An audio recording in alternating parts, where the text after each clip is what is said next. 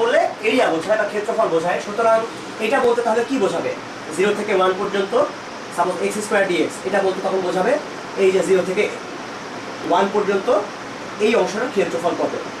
সেই ক্ষেত্রফলটা কত হবে এটা আমরা এখান থেকে বের করে ফেলতে পারি। x³/3 0 1, সো 1/3 - 0, এটার মান হবে 1/3। এই অংশটার এরিয়া হবে নিঃসন্দেহে 1/3। এটা দিয়ে আমরা বেশ বলে ফেলতে পারি। তো এখন কয়েকটা জিনিস বেশ মজা করে বলে ফেলা যায়। যেমন ধরা যাক এই যে গ্রাফটা, এই গ্রাফটার দিকে তাকায়, একদম সাইন এক্স এর গ্রাফ, নর্মাল সাইন এক্স। এই যে বাবাজি সাইন এক্স, এদিক বরাবর সাইন এক্স, এদিকে এক্স, এই গ্রাফটার জাস্ট এই অংশটার এরিয়া একটু বের করে রাখি আমরা। এটা পাই পর্যন্ত, এটুকু হচ্ছে টুয়াইস পাই। তো 0 থেকে পাই পর্যন্ত সাইন এক্স এর মানটা কত এটা দেখি। এটা হবে cos মাইনাস cos x আসলে। সো এটার মানটা দাঁড়াবে আসলে মাইনাস cos পাই মাইনাস প্লাসে cos 0। এটার মান হলো -1, দ্যাট মিনস +1 + 1 2। তার মানে এই অংশটা, এই টোটাল অংশটার ক্ষেত্রফল হচ্ছে 2। এবার খেয়াল করো এখানে বেশ মজার একটা ব্যাপার আছে। আমরা এটা দেখে বুঝলাম যে এই একটা অর্ধবৃত্তের এই অংশ, অর্ধবৃত্ত না আসলে, এই হাফ সাইকেলটা, অর্ধচক্রের ক্ষেত্রফল হচ্ছে 2। তাহলে এইবার এখান থেকে অনেক কিছু বলা যায়। তাহলে আইডিয়া করো তো 0 থেকে যদি π/2 পর্যন্ত আমি নিতাম, তাহলে এই অংশটার ক্ষেত্রফল কত হবে? এটা কিন্তু আমরা এখন মুখোমুখি হিসাব করতে ফেলতে পারি। আমরা যদি জাস্ট এই জিনিসটা মনে রাখি যে একটা হাফ সাইকেল হচ্ছে 2, তাহলে এইটুকু হচ্ছে নিঃসন্দেহে 1 হবে। আমার পুরো অঙ্ক করার দরকার নাই, আমি জানি। দেখো আমি যদি 0 থেকে এই পর্যন্ত নেই, অর্থাৎ 3π/2 পর্যন্ত নেই, তাহলে কত হবে সেটা এখন আমি বলে ফেলতে পারি। নিঃসন্দেহে এইটা হচ্ছে +2, আর এটা কিন্তু -1, কারণ নিচের দিকে আছে। তাহলে +2 আর -1 মিলে তাহলে এটা হবে শিওর 1, এটাও 1 হবে। 0 থেকে আমি যদি 3π/2 পর্যন্ত নেই, এটার মান হবে 1। আমি যদি 0 থেকে টুয়াইস পাই পর্যন্ত নেই, তখন খেয়াল করো একটু হচ্ছে 2, একটু -2, সব মিলে 0 আসবে। সো এইটুকু হচ্ছে 0। দেখো আমি যদি আরো বলি যে এই 3π/2 থেকে শুরু করে এই পর্যন্ত, অর্থাৎ ধরা যাক 5π/2 পর্যন্ত, এটার মান কত? তাহলে এটার মান 0 হবে, কারণ দেখো একটুকু পজিটিভ, একটু নেগেটিভ, একটু পজিটিভ, সেম মান। আচ্ছা, এটা থেকে বেশ এখন দেখো দ্রুত তুমি যদি এই ছবিটা সম্পর্কে জানো, তাহলে তুমি বুঝে ফেলতে পারবা যে আমার যে কোনো লিমিট থেকে যে কোনো লিমিট পর্যন্ত মোটামুটি কত হবে। সবগুলো এক্স্যাক্টলি বলা যাবে না অবশ্যই। যেমন যদি sin টুয়াইস x হয়, তখন যেটা হবে পুরো জিনিসটা একটু চেপে যাবে। ধরো 0 থেকে π/2 পর্যন্ত বললাম, এখন কি হবে এটাও আইডিয়া করে ফেলা যায় আসলে। sin টুয়াইস x এর গ্রাফটা হচ্ছে এরকম। 0 থেকে টুয়াইস পাই পর্যন্ত। দেখো আগের বার sin 0 থেকে টুয়াইস পাই এর মধ্যে পুরো একটা চক্র কমপ্লিট করেছিল, কিন্তু এইবার 0 থেকে টুয়াইস পাই এর মধ্যে দুইটা চক্র কমপ্লিট করবে sin টুয়াইস x এর বেলায়। এবং প্রত্যেকটা চক্রের আগের বার কি ছিল, পুরো এত বড় একটা এরিয়া ছিল, এই জিনিসটার এরিয়া ছিল 2, এখন জাস্ট অর্ধেক হয়ে গেছে আসলে। এখন এই পুরোটার এরিয়া হবে 1, এই টোটালটার এরিয়া হচ্ছে -1, এইটা আবার 1, এটা আবার -1। তাহলে 0 থেকে π/2 পর্যন্ত যদি চিন্তা করা যায়, এই যে π/2 নিঃসন্দেহে এটার মান হবে 1। এই যে 0 থেকে π/2 পর্যন্ত জিনিসটা চেপে গেছে। আবার 0 থেকে π/4 পর্যন্ত হবে হাফ, এটাও বলে দেওয়া যায়। দেখো 0 থেকে যদি π/2 পর্যন্ত আমি নিতাম, তাহলে শুধুমাত্র এই পার্টটুকু পাওয়া যেত, এটার মান হতো হাফ। আমি যদি sin 5x করতাম, তাহলে পুরো এরিয়াটা 3 ভাগে ভাগ হয়ে যেত, জাস্ট এই টোটাল জিনিসটা চেপে যেত একসাথে। ওকে, এটা একটা আইডিয়া।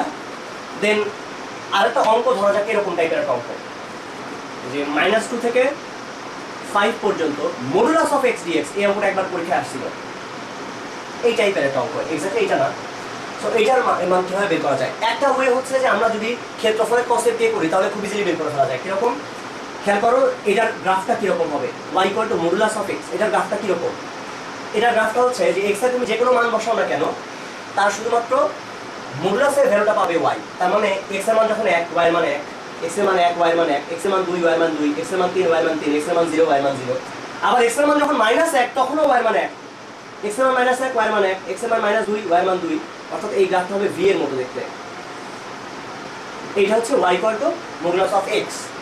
আচ্ছা, এইবার তুমি তাকাও তাহলে যে -2 থেকে শুরু করে 5 পর্যন্ত, 1 2 3 4 5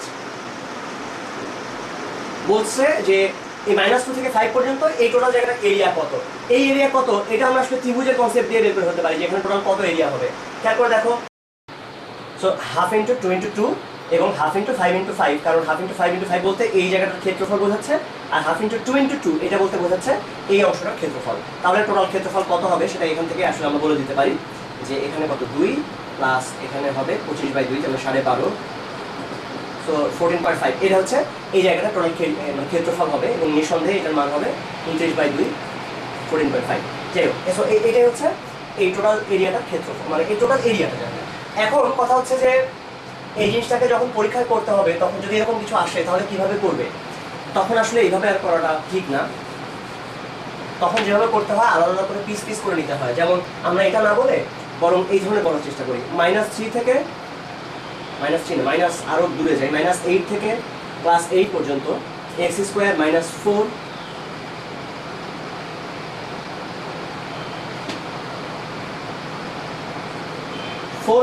x² dx। আমরা এই অঙ্কটা করবো আলটিমেটলি এখন।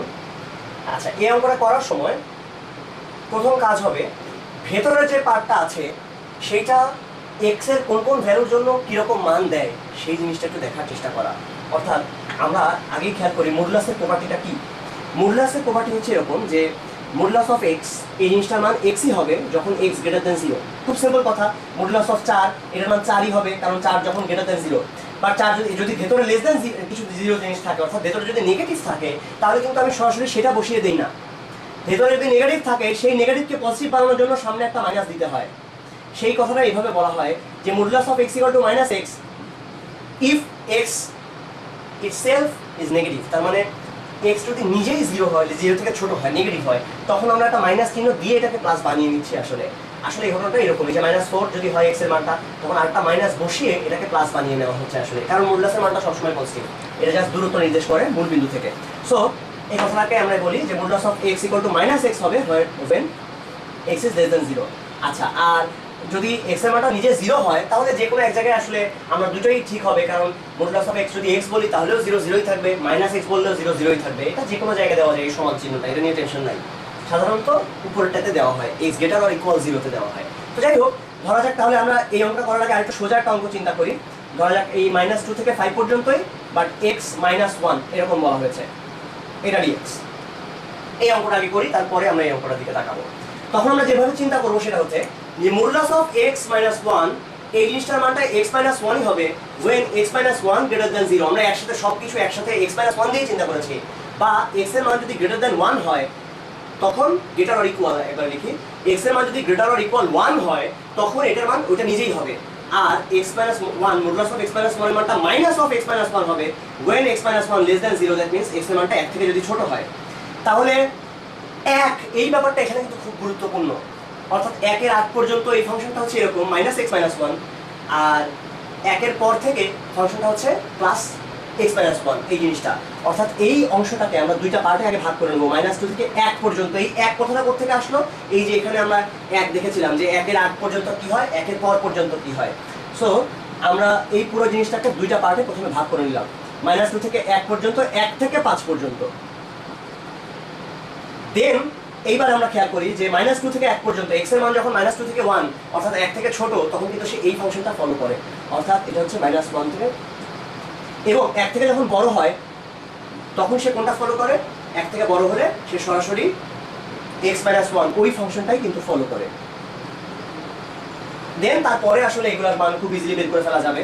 এখন যেটা আছে সেখানে মডুলাস জাতীয় কোনো ব্যাপার নাই, এটা খুব ইজিলি বের করে ফেলা যায়। এটা 2 আছে, এখানে আছে -x + 1 dx, আর ওই পাশে আছে 1 থেকে 5 পর্যন্ত x - 1 dx, বা ক্যালকুলেশন করলে যেটা পাওয়া যাবে -x² + 2 + x -2 থেকে 1, এটা হবে x² + 2 - x, এটা হচ্ছে 1 থেকে 5। দেন এই বাকিটুকু আশা করি ক্যালকুলেশন করে বের করে ফেলা যাবে যে কত হবে, এটা পারা যায়।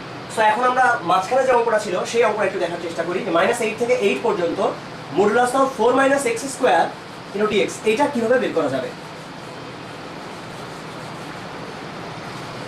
একটু আমরা এখানে লিখি। -8 থেকে 8 পর্যন্ত এটা। আচ্ছা, এখন আবার আগের মতো আমরা চিন্তা করব যে মডুলাস অফ 4 - x² এটা ওইটাই হবে, অর্থাৎ মডুলাস অফ 4 - x² হবে when এই 4 - x² is greater than 0। এইবার এখান থেকে হচ্ছে কথা, 4 - x² কখন গ্রেটার দেন 0 হয়? তাহলে 4 - x² যখন গ্রেটার দেন 0 হবে তখন এই ফাংশনটা 4 - x² থাকবে। তার মানে কি? এর মানে হচ্ছে যে এখান থেকে বলা যায়, এখানে নরমালি খেয়াল করা যায় যে x এর কোন কোন মানের জন্য 4 - x² গ্রেটার দেন 0 হবে। x এর মান যদি 2 এর থেকে বেশি হয় তখন কিন্তু এই ঘটনাটা সত্যি হবে না। 2 এর থেকে বড় হলেই 4 - x² এটা লেস দেন 0 হয়ে যাবে। তার মানে x এর মান 2 থেকে ছোট হতে হবে। আবার -2 থেকে যদি বেশি ছোট হয়ে যায় ধরা যাক -3, তখনও কিন্তু স্কোয়ার করলে 9 হয়ে যাবে, এটা থেকে বড় হয়ে যাবে। তার মানে এক্স এর মানটা যেটা হইতে হবে সেটা হচ্ছে -2 থেকে +2 এর মাঝখানে থাকতে হবে, বা এটাকে আমরা এইভাবে ঘুরিয়ে লিখতে পারি, x - 4 এটা ইজ গ্রেটার দ্যান 0, বা সরি লেস দ্যান 0, বা x - 2 × x + 2 এটা লেস দ্যান 0, বা একসাথে আমরা বলতে পারি -2 থেকে x এর মানটা +2 এর মধ্যে থাকতে হবে। যদি আমরা ইকুয়াল চিহ্ন ব্যবহার করি তাহলে সব জায়গাতে ইকুয়াল। তার মানে x এর মান যদি -2 থেকে +2 পর্যন্ত হয় তখন আমরা এই ফাংশনটা ব্যবহার করব 4 - x²। এবার আমরা দেখি অন্যথায় আমরা কি করব, এটার মান হবে -4 - x² when এই পুরো জিনিসটা অর্থাৎ 4 - x² এই জিনিসটা লেস দ্যান 0। এটা লেস দ্যান 0 হবে যখন x লেস দ্যান -2, ছোটটার চেয়েও ছোট অথবা বড়টার চেয়েও বড়। অর্থাৎ এখন আমরা খেয়াল করলাম যে আমাদের যে জায়গাগুলো x দিয়ে আমরা পুরো বাস্তব সংখ্যা রেখাটাকে মোট 3টা পার্টে ভাগ করে ফেলেছি। দেখো, একটা হচ্ছে -2 থেকে ছোট অংশগুলা, একটা হচ্ছে -2 থেকে 2 পর্যন্ত অংশগুলা, আর হচ্ছে 2 থেকে বড় অংশগুলা। আমরা এই 3টা পার্টে আমাদের এখন এক্সটা বিভক্ত হয়ে গেছে। পুরো x আমাদের বাস্তব সংখ্যা রেখায় পুরো এক্সটা 3টা পার্টে ভাগ হয়ে গেছে, -2 থেকে ছোট, -2 থেকে +2 পর্যন্ত, এবং 2 থেকে বড়। যদি -2 থেকে ছোট হয় তখন ফাংশনটা হবে এরকম -4 - x², এটার কারণে। যদি -2 থেকে 2 পর্যন্ত হয় তখন হবে এটার মতো 4 - x², এবং 2 থেকে যদি বড় হয় তখন হবে এটার মতো -4 - x²। তাহলে এখন আমাদের এই ভাগটাই আমরা এখানে মনে রাখবো।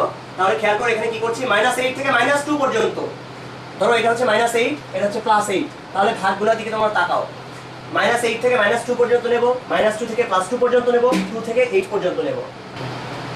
তাহলে -8 থেকে -2 পর্যন্ত এই পার্টটা, দেন -2 থেকে +2 পর্যন্ত, +2 থেকে 8 পর্যন্ত, মোট 3টা পার্টে আমি আগে ভাগ করে নিলাম। দেন এবার প্রত্যেকটা পার্টের জন্য আলাদা আলাদা করে মান বসাও। -2 থেকে -8 পর্যন্ত, -8 থেকে -2 পর্যন্ত ফাংশনটা হচ্ছে -4 - x² dx, দেন বাকিটা হচ্ছে -2 থেকে 2 পর্যন্ত 4 - x² dx, এবং তারপর আবার 2 থেকে 8 পর্যন্ত এটা আবার হবে -4 - x² dx। সো এখন আসলে দেখা যাবে যে এটা কিরকম। তো আমি একটা চিন্তা করেছিলাম, সেটা একটু শেয়ার করে ফেলি তোমাদের সঙ্গে, যে যদি শর্টকাটে কখনো করতে হয় তখন যদি এটা এই টাইপের কোনো জিনিস থাকে যে জাস্ট x - 2 বা এই জাতীয় কোনো জিনিস, আমি চিন্তা করেছিলাম যে মডুলাস অফ x dx এটাকে ইন্টিগ্রেট করলে কি হয় সেটা সরাসরি আসলে এইভাবে লেখা যায়, x * মডুলাস অফ x/2। তোমরা একটু চিন্তা করলে দেখতে পারবে যে আমার এই লেখাটা আসলে ঠিক আছে। Integration of modulus of x dx এটাকে যদি ইন্টিগ্রেট করা যায় তাহলে আসলে x * modulus of x dx modulus of x/2 এটা লেখা যায়। x²/2 না লিখে x * মডুলাস অফ x/2 এটা লিখলে আসলে সবসময় ঠিকই থাকবে। এটা আলাদা করে প্রুফ করা যায়, বোঝানো যায় যে এটাকে ডিফারেন্সিয়েট করলেই আসলে এটা পাওয়া যাবে। এটাকে যদি ডিফারেন্সিয়েট করা যায়, দুইটা আলাদা করে পার্ট করে ভাগ করে নিয়ে তুমি বোঝাতে পারবা। যাই হোক, আমরা সেখানে না যাই। সো তখন আমরা সরাসরি যদি ফর্মুলা বসাই দিই -5 - 8, তখন এটা বসালে তুমি দেখবে তুমি এক্স্যাক্টলি মানে একদম ঠিক রেজাল্টটা পাচ্ছ। আবার বলি আমি, ধরা যাক এরকম কিছু একটা আছে -5 থেকে 8 পর্যন্ত মডুলাস অফ x + 1 dx, তখন আমরা চাইলে এভাবে লিখতে পারি মডুলাস অফ x + 1 ইন্টু, দেন তুমি যদি মানটা বসাও তাহলে তোমাকে চিন্তা করতে হবে না যে মাঝখানে কোন কোন পয়েন্টের জন্য এটা পজিটিভ হয়, কোন কোন পয়েন্টের জন্য নেগেটিভ হয়। সেই হিসাবগুলো সে এখানেই করে ফেলেছে আসলে। x + 1 into modulus of x + 1 এটা বলার সাথে সাথে সেই হিসাবটা হয়ে গেছে। এখানে যেমন -1 এর একটা ব্যাপার আছে যে -1 এর থেকে যদি ছোট হয় তখন ফাংশনটা একরকম হবে, -1 থেকে বড় হলে আরেক রকম হবে। বাট সেই সব হিসাব কিচ্ছু করতে হবে না তুমি যদি এরকম ফর্মে নিয়ে চিন্তা করতে পারো। যদি এখানে কিউব থাকতো তাহলে জাস্ট এখানে একটা কিউব নিয়ে তুমি কাজ করতাম। অর্থাৎ ফাংশনটাকে এইভাবে চিন্তা করা যায়। যদি এরকম হতো, সাপোজ এটা কিউব dx, এটাকেও লেখা যায় x³ into modulus of x/4। কিছু একটা x কে মডুলাসের মধ্যে রেখে দেওয়া, এটা হচ্ছে আইডিয়া। জাস্ট একটা x কে মডুলাসের মধ্যে রেখে দেওয়া, এই যে একটা x কে মডুলাস x এর মধ্যে রেখে দিয়েছি। যখন পাওয়ারটা বিজোড়, যদি পাওয়ারটা জোড় হয় তাহলে তো চিন্তা করতে হয় না। যেমন এটা হলে এটা আর এটার মধ্যে কোনোই পার্থক্য নাই আসলে, কারণ x এর যে কোনো পাওয়ারের জন্যই এই মডুলাস অফ x⁴ এটা x⁴ এর সমান হবেই, এটা বলে দেওয়া যায়, কারণ এটা সবসময় পজিটিভই পাওয়া যাবে। সো তারপরে এটা করার জন্য আর কিছু করা লাগে না। বাট যদি এখানে কিউব থাকে অর্থাৎ বেজোড় সংখ্যা থাকে তখন এই জিনিসটা দিয়ে খুব সহজে করে ফেলা যায়। এবার আমরা এই ফাইনাইট ইন্টিগ্রাল যেগুলো আছে, মানে নির্দিষ্ট যৌগ যেটাকে বলি লিমিট সহ, সেটারও আরও কয়েকটা নিয়ম একটু শিখতে চাই। যেরকম এইটা বেশ কাজের একটা ফর্মুলা।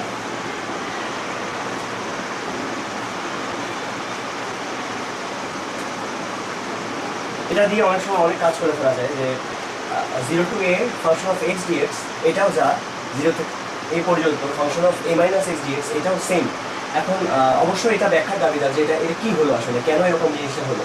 আমরা সরাসরি ফর্মুলা কখনোই শিখতে চাই না।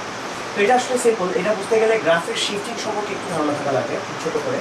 যে খুব সিম্পল কথা যদি বলা যায় যে x square plus y square equal to 4 square, এটা একটা বৃত্তের সমীকরণ। নিঃসন্দেহে যে বৃত্তটা দেখতে এরকম হবে, সেই বৃত্তের ব্যাসার্ধ হচ্ছে 4, তার মানে এই পয়েন্টটা হবে 4 0, এরকম করে এই পয়েন্টটা হবে 0 4। এই যে বৃত্তটা, এখন আমি যদি এই ইকুয়েশনটাকে এভাবে লিখি যে x minus 3 whole square plus y square equal to 4 square, কিছুই না, আমি জাস্ট এক্স এর জায়গায় এক্স মাইনাস 3 লিখছি। যখনই আমি এক্স এর জায়গায় এক্স মাইনাস 3 লিখবো, তখন পুরো ইকুয়েশনটা পুরো বৃত্তের যে নতুন ছবিটা হবে সেটা কীরকম হবে, তার কেন্দ্রটা চলে যাবে 3 0 পয়েন্টে। আগে যেখানে কেন্দ্র ছিল 0 0-তে, এখন সেই কেন্দ্রটা চলে গেল 3 0 পয়েন্টে। অর্থাৎ আমাদের কাছে মনে হবে যে পুরো জিনিসটা একটু সরে গেছে। কতখানি সরে গেছে? 3 ঘর ডান দিকে সরে গেছে। সো এটা আসলে পৃথিবীর সমস্ত কেসের জন্য সত্যি যে পৃথিবীর যে কোনো সমীকরণে আমি যদি এক্স এর জায়গায় এক্স মাইনাস 3 বসাই, পুরো গ্রাফটা ঠিক 3 ঘর ডান পাশে সরে যায়। আবার একইভাবে আমি যদি ওয়াই এর জায়গায় ওয়াই মাইনাস 5 বসাই, তাহলে দেখা যায় ওয়াই এর জায়গায় ওয়াই মাইনাস 5 বসালে তাহলে এখন কেন্দ্র চলে যাবে 3 5 পয়েন্টে। অর্থাৎ পুরো গ্রাফটা ধরে উপরে উঠে যাবে। অর্থাৎ ওয়াই এর জায়গায় ওয়াই মাইনাস 5 বসানো মানে হচ্ছে পুরো গ্রাফটাকে ধরে 5 ঘর উপরে তুলে দেওয়া। সো এক্স এর জায়গায় এক্স মাইনাস 3 বসানো মানে ডানের দিকে সরে যাওয়া 3 ঘর, আর ওয়াই এর জায়গায় ওয়াই মাইনাস 5 বসানো মানে 5 ঘর উপরের দিকে উঠে যাওয়া। আচ্ছা, এটা কেন বললাম? কারণ হচ্ছে তার মানে আমার কাছে যদি একটা গ্রাফ, যে কোনো গ্রাফ থাকে এই টাইপের, গ্রাফটা হচ্ছে সাপোজ ইচ্ছা মতো আমি জানি না এরকম একটা গ্রাফ আছে, সেই গ্রাফটাকে আমি যদি জাস্ট এরকম লিখি এটা হচ্ছে এফ অফ এক্স, তাহলে আমি নিশ্চিত যে এফ অফ এক্স মাইনাস 3 কী হবে? এফ অফ এক্স মাইনাস 3 হবে পুরো গ্রাফটাতে জাস্ট 3 ঘর ডান দিকে সরে যাবে। অর্থাৎ এই যেভাবে আমি আঁকছি এরকম ধরলেই এটা ঠিক 3 ঘর ডান পাশে সরে গেছে। আচ্ছা, এটা যেমন সত্যি কথা, তেমন এক্স এর জায়গায় যদি মাইনাস এক্স বসানো যায়, এক্স এর জায়গায় মাইনাস এক্স বসানো যায়, তাহলে কী হয় এবার সেটা দেখা যাক। যদি এক্স এর জায়গায় মাইনাস এক্স বসানো যায়, পুরো গ্রাফটা ধরে আসলে উল্টে যাবে ওয়াই অক্ষের সাপেক্ষে। কীরকম? এক্স জায়গায় সরি মাইনাস এক্স যদি বসানো যায় কীরকম? যেমন y equal to x cube, এই গ্রাফটা দেখতে এইরকম। এখন আমি যদি ওয়াই এক্স এর জায়গায় মাইনাস এক্স বসাই, y equal to minus x whole cube, তখন পুরো গ্রাফটা যেরকম হবে সেটা হচ্ছে এই টাইপের দেখতে। অর্থাৎ এই যে এক্স অক্ষ ছিল, আমি যদি ওয়াই অক্ষ ছিল, এখানে যদি একটা আয়না চিন্তা করতাম, এই আয়না এরকম একটা দ্বিমুখী আয়না চিন্তা করা যায়। এই আয়নায় এটার ছবিটা কোন পাশে দেখা যাবে? এই আয়নাতে এটার ছবি দেখা যাবে বাম দিকে, অর্থাৎ এই সাইডে। আবারও এই আয়নার চারপাশে যদি আমি তাকাই, তাহলে এটার ছবি দেখা যাবে ওই সাইডে। তার মানে সেটা ওয়াই অক্ষের সাপেক্ষে প্রতিবিম্বিত হয়ে যায়। এক্স এর জায়গায় যদি এক্স এর জায়গায় যদি মাইনাস এক্স বসানো যায়, তাহলে ওয়াই অক্ষের সাপেক্ষে প্রতিবিম্বিত হয়ে যায়। আচ্ছা, এই কথাগুলো যখন আমরা জানি, তখন আমরা বুঝতে পারবো যে এই কথাটা কি মিন করে। তাহলে খেয়াল করি আমরা, ধরা যাক এটা ছিল একটা গ্রাফ, একটু এভাবেই আঁকাই। এটা ছিল 0, এটা এ ফাংশন অফ এক্স। নিঃসন্দেহে এই জিনিসটা প্রকাশ করে এই এরিয়াটুকু, 0 থেকে এ পর্যন্ত এটার আন্ডারে যে কাজটা আছে তার এরিয়াটা। এখন আমি যদি এটা লিখি যে এফ অফ এক্স প্লাস এ, তাহলে পুরো গ্রাফটা বাম দিকে এ ঘর সরে আসবে। আমি বলছিলাম এক্স মাইনাস 3 বসালে ডান দিকে 3 ঘর সরে যায়, তাহলে এক্স প্লাস 3 বসালে বাম দিকে সরে আসবে। এক্স প্লাস এ বসানো মানে পুরো গ্রাফটা ধরে বাম দিকে সরে আসবে এ ঘর। তাহলে চিন্তা করা যাক জিনিসটা দেখতে কীরকম হবে। এখন দেখতে হবে এইরকম, যেটা 0 ছিল সেই পয়েন্টে চলে আসবে মাইনাস এতে, যেটা এ ছিল সেটা চলে আসবে 0-তে। অর্থাৎ পুরো গ্রাফটা ধরে বাম দিকে সরে আসছে এ ঘর। এখন আমরা যদি এক্স এর জায়গায় মাইনাস এক্স বসাই, মাইনাস এক্স প্লাস এ, এক্স এর জায়গায় মাইনাস এক্স বসাই, তাহলে এই যে গ্রাফটা ছিল সেটা এখন যেটা হবে ওয়াই অক্ষের সাপেক্ষে প্রতিবিম্বিত হয়ে যাবে এবং সেটা চেহারা হবে এইরকম দেখতে। এটা এখন 0 থেকে এ পর্যন্ত, মাইনাস এ ছিল ওই পাশে উল্টে গেলে এখন জাস্ট এই পাশে চলে আসবে। আলটিমেটলি 0 থেকে এ পর্যন্ত হয়ে গেল। এবার আমরা খেয়াল করি, এখান থেকে একটুকুর যে এরিয়া ছিল, ইনফ্যাক্ট এটা দেখতে যদিও একটু উল্টে যাবে, কিন্তু নিচের যে এরিয়া ছিল সেই এরিয়া কিন্তু সেমই থাকবে। যে কারণে 0 থেকে এ পর্যন্ত এফ অফ এক্স ডিএক্স যা হবে, 0 থেকে এ পর্যন্ত f of a minus x dx, এটাও একেবারে সেম রেজাল্ট দেবে। এটা ব্যবহার করে অনেক সুন্দর সুন্দর কাজ করা যায়। যেমন যদি আমাদেরকে বলা হয় যে এটার মান কত, আমি বললাম এটা আই, ওকে, 0 থেকে π/2 পর্যন্ত root over sine x by নিচে root sine x plus root over cos x dx, এটার ভ্যালু কত। এটা যদি নর্মালি করতে যাওয়া হয় এটা যথেষ্টই পেইনফুল হবে, যথেষ্টই কষ্টকর। বাট আমরা যদি এই ফর্মুলাটা ইউজ করি তাহলে অনেক ইজিলি আমরা দেখতে পারবো যে এটা সমান সমান আসলে কী হবে। এটা ইকুয়াল টু,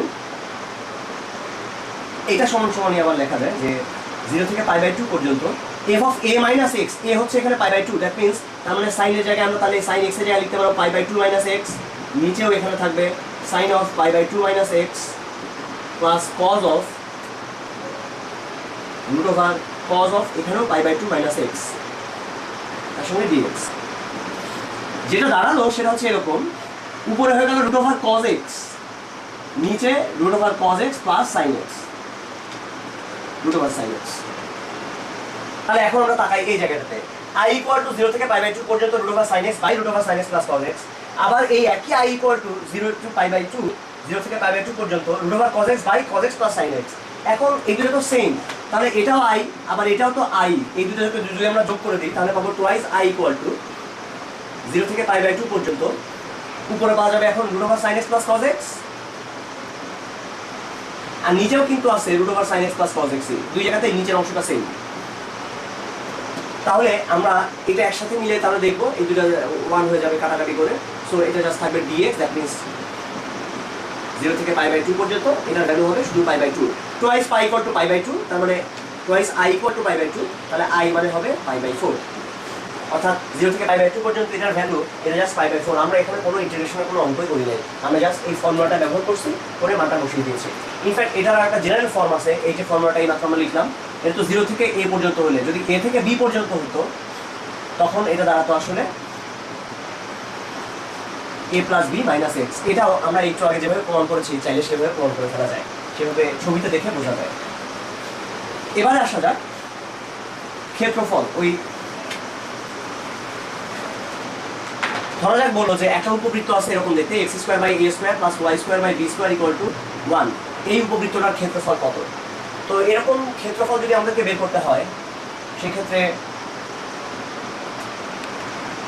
আমরা যেটা প্রথমে করি সেটা হচ্ছে y এর মানটা আগে বের করে নিই, y square minus b square equal to 1 minus x square by a square, বা y square equal to b square into 1 minus x square by a square, বা এটাকে এইভাবে লেখা যায়। এখন আমরা দেখতে পাচ্ছি যে আসলে y ইকুয়াল টু যেটা পাওয়া যাবে সেটা হচ্ছে plus minus b by a into root over a square minus x square. In fact এই যে উপবৃত্তটা, এই উপবৃত্তটা দেখতে এরকম হতে পারে যদি এর মানটা বড় হয়, এইটুকু হচ্ছে এ আর এতখানি হচ্ছে বি। এই যে উপবৃত্তটা দেখা যাচ্ছে, এই উপবৃত্তের এই যে পার্টটা উপরে যে অংশটুকু এটা পাওয়া যাবে y equal to plus b by a root over a square minus x স্কোয়ারের জন্য। প্লাস পার্টটা নিলে উপরেরটুকু পাওয়া যাবে, আর যদি আমরা মাইনাসটা নিই তাহলে নিচের অংশটা পাওয়া যাবে। তো আমরা যেটা করবো, আমরা যে কোনো একটা পার্টকে চিন্তা করবো, আমাদের টার্গেট হচ্ছে এই পুরো উপবৃত্তের ক্ষেত্রফল বের করা। তো আমরা একসঙ্গে দুইটা নিয়ে আমরা কাজ করতে পারি না, এই জন্য আমরা যেটা করি শুধুমাত্র প্লাসটুকু নেই। আসলে যদি শুধুমাত্র প্লাসটুকু নেই তাহলে আমাদের সামনে এখন পড়ে থাকলো উপবৃত্তের শুধু উপরের অংশটা। আচ্ছা, উপরের অংশটা যখন আসে আমরা টোটালটা নিয়ে হিসাব করতে চাই না, আমরা দেখি যে যদি শুধুমাত্র আমরা এই পার্টটুকুর ক্ষেত্রফল বের করতে পারি এইটা কত, তাহলে এরকম পার্ট আছে মোট 4টা, এখানে একটা নিচে এরকম আরো 2টা ছিল। সো একটা বের করতে পারলে তাকে আমরা 4 দিয়ে গুণ করলে টোটাল এরিয়াটা ক্ষেত্রফল পেয়ে যাবো। ওকে, টোটাল এরিয়াটা পেয়ে যাওয়া যাবে। তাহলে এটা 0 থেকে a পর্যন্ত, তাহলে এক্স এর লিমিট কত থেকে কত পর্যন্ত হচ্ছে? এক্স এর লিমিট হচ্ছে 0 থেকে a পর্যন্ত, তাহলে এটার এরিয়া হবে 4 ইন্টু, আমরা আগে বলে নিলাম যে 4 ভাগ আছে টোটালটা, 0 থেকে a পর্যন্ত y ইন্টু dx, যেখানে y এর মানটা শুধুমাত্র প্লাসটা নেওয়া হয়েছে, আমরা শুধু তাহলে এই অংশটার ক্ষেত্রফল পাবো। যদি আমরা y এর মানটা মাইনাসটা নিতাম তাহলে নিচের অংশটার ক্ষেত্রফল পেতাম, সেক্ষেত্রে ক্ষেত্রফলটা নেগেটিভ আসতো তার মানটা। এখন আমরা দেখি যে আচ্ছা আমরা কি চাইলে এখানে মাইনাস a থেকে a পর্যন্ত নিতে পারতাম? উত্তর হচ্ছে হ্যাঁ, অবশ্যই পারতাম। তখন আমাদেরকে 2 গুণ করতে হতো। মাইনাস a থেকে a পর্যন্ত যদি আমরা নিতাম তাহলে ক্ষেত্রফল পাওয়ার এই অংশটা, সেক্ষেত্রে এটাকে 2 দিয়ে গুণ করলে পুরোটা পাওয়া যেত।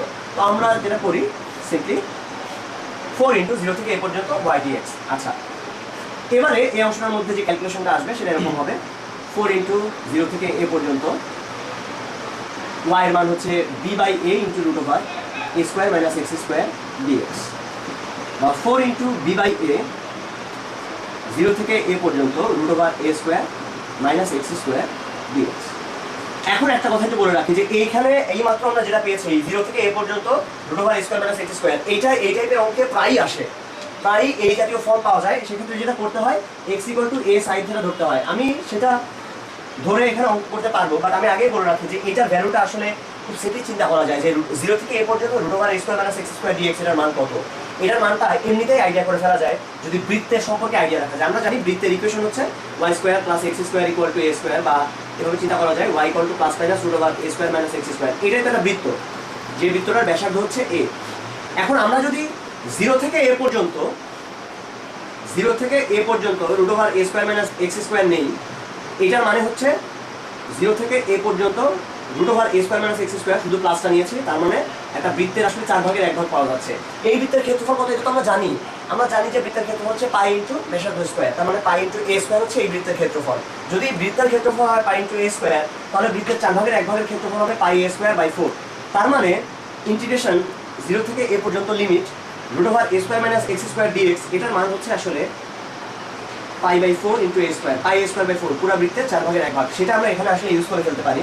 সেটা যদি ইউজ করে ফেলা যায় তাহলে পাওয়া যাবে pi by 4 into a square, a চলে গেলে 4 চলে গেলে থাকবে pi into ab। Pi ab হচ্ছে এই পুরো উপবৃত্তটার ক্ষেত্রফল। আচ্ছা, এবারে আমরা চলে যাবো আসলে আরেকটা প্রবলেমে, সেটা হচ্ছে এটাকে বলা হয় ওয়ালিস থিওরেম। দেন আমরা টাইপ ভিত্তিক কিছু আলোচনা করবো।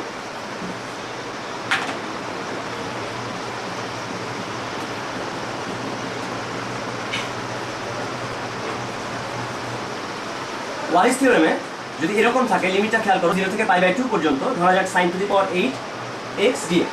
এর আগে আমরা দেখেছি sin টু দি পাওয়ার 8 যদি থাকে, এরকম সাইনের বা কজের উপর যদি পাওয়ার থাকে, সেটাকে কিন্তু চাইলেই বড় একটা ফর্মে ভেঙে নেওয়া যায় sin 8x এরকম করে। বাট এই ক্ষেত্রে আমরা যেটা করবো সেটা হচ্ছে সরাসরি মানটা বের করে ফেলবো।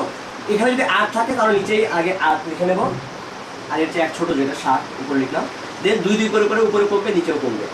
5 বাই 6 4 2 3 1, আর একদম লাস্টে হাফের পরে থাকবে পাই বাই 2।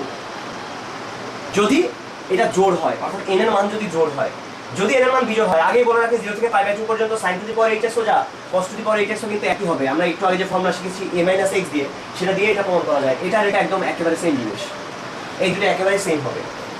আচ্ছা, এখানে n যদি, অর্থাৎ পাওয়ারটা যদি জোড় হয় তাহলে শেষ পর্যন্ত পাই বাই 2 আসবে। আর যদি পাওয়ার বিজোড় না হয়, জোড় না হয়, যেমন 7x যদি হয়, সেক্ষেত্রে যেটা আসবে সেটা হচ্ছে 6 by 7 into 4 by 5 into 2 by 3। এরপরে দেখা যাচ্ছে আর কিছু করা সম্ভব না, 2 এর থেকে 2 কমলে 0 হয়ে যাবে। এই অবস্থায় এটাই পর্যন্তই থাকবে, এটাই অ্যান্সার। আমরা খেয়াল করলাম তাহলে যখন হাফ পর্যন্ত যাবে সেক্ষেত্রে পাই বাই 2 আসবে একটা, আর যদি হাফ পর্যন্ত না যায় তাহলে আসবে না। এটা আমি সরাসরি একটা বলে দিচ্ছি, কারণ এটার অ্যাকচুয়াল যে প্রুফটা সেটা গামা বেটা ফাংশনের উপর ডিপেন্ড করতে হয়। তো আমরা আপাতত এটা এই পর্যন্তই রাখি। এবারে বলা যাক আর একটা ইন্টারেস্টিং ব্যাপার সম্পর্কে, অড ফাংশন এবং ইভেন ফাংশন। অড মানে বিজোড়, ইভেন মানে জোড়। তো অড ফাংশনগুলোর ক্ষেত্রে অড ফাংশনের বৈশিষ্ট্য হচ্ছে যে তারা মাইনাস হজম করতে পারে না, আর ইভেন ফাংশন হচ্ছে মাইনাসকে হজম করে ফেলতে পারে, সে গিলে ফেলতে পারে। কিরকম? যেমন cos, function of x equal two cos x, তার মধ্যে মাইনাস দিলে সে কিছু মনেই করে না, সেটা হজম করে ফেলে। cos অফ মাইনাস x দিলে সেটা শেষ পর্যন্ত cos x হয়ে যায়। এরকম যারা মাইনাস হজম করতে পারে, অর্থাৎ f of minus x equal two f of x হয়ে যায়, ওই মাইনাসটাকে পুরোপুরি হজম করে ফেলছে, দেখা যাচ্ছে না, এই অবস্থায় এই ফাংশনগুলোকে বলে ইভেন ফাংশন। আর যারা মাইনাসকে হজম করতে পারে না, বাইরে উগড়ে দেয়, তারা হচ্ছে অড ফাংশন। কিরকম? যেমন sine, suppose f of x equal to যদি সাইন x হয়, এটা একটা odd function. f of minus x equal to দেখা যাবে সাইন অফ মাইনাস x, ওই মাইনাসটাকে সে বাইরে বের করে দেয়, এটা হচ্ছে অড ফাংশন। অড ফাংশনের মানে ফর্মুলাটা হচ্ছে বা মেইন ডেফিনেশন হচ্ছে এটা, যে f of minus x equal to minus f of x, এটা হচ্ছে অড ফাংশন। এটা অড ফাংশন, এটা ইভেন ফাংশন। আচ্ছা, তো এখন অড আর ইভেন ফাংশন কেন জানলাম সেটা একটু বলি। f অফ x স্কয়ার এটা তাহলে কেমন ফাংশন হবে? নিঃসন্দেহে এটাও কিন্তু ইভেন ফাংশন। পাওয়ার যদি ইভেন থাকে সেগুলো আসলে ইভেন ফাংশন হবে। আরো ব্যাপার আছে, দুইটা অড আর একটা অডের সাথে যদি একটা ইভেন ফাংশন গুণ করা যায়, তাহলে শেষ পর্যন্ত একটা ইভেন ফাংশন পাওয়া যাবে, একটা অড ফাংশন পাওয়া যাবে। আসলে অডকে যদি মোটামুটি মাইনাসের সাথে তুলনা করা যায়, আর ইভেনকে যদি প্লাসের সাথে তুলনা করা যায়, তাহলে এদের গুণটুল সম্পর্কে অনেক কিছু ধারণা করা যায়। যেরকম যদি দুইটা মাইনাস গুণ করা যায় তাহলে প্লাস হবে, দ্যাট মিনস অড অড। এটা যদি অড চিন্তা করা যায়, এটা ইভেন চিন্তা করা যায়, তাহলে মোটামুটি ঠিক থাকবে। এটারও কারণ আছে, আসলে -1 এর ব্যাপার আছে, পাওয়ারের ব্যাপার, -1 টু দি পাওয়ার n, এটারই ব্যাপার আসলে। সো মাইনাস মাইনাসে প্লাস হবে, দ্যাট মিনস দুইটা অড ফাংশন যদি গুণ করা যায় একটা ইভেন ফাংশন পাওয়া যাবে। একটা অড একটা ইভেন ফাংশন যদি গুণ করা যায় তাহলে শেষ পর্যন্ত একটা অড ফাংশন পাওয়া যাবে। একটা ইভেন একটা অড গুণ করলে অড ফাংশন পাওয়া যাবে। যদি দুইটা ইভেন গুণ করা যায় তাহলেও একটা ইভেন ফাংশন পাওয়া যাবে। তো যাই হোক, এখন অড ফাংশন আর ইভেন ফাংশনের কেন বললাম সেটা বলি। যদি আমরা কখনো দেখি একটা ফাংশন অড,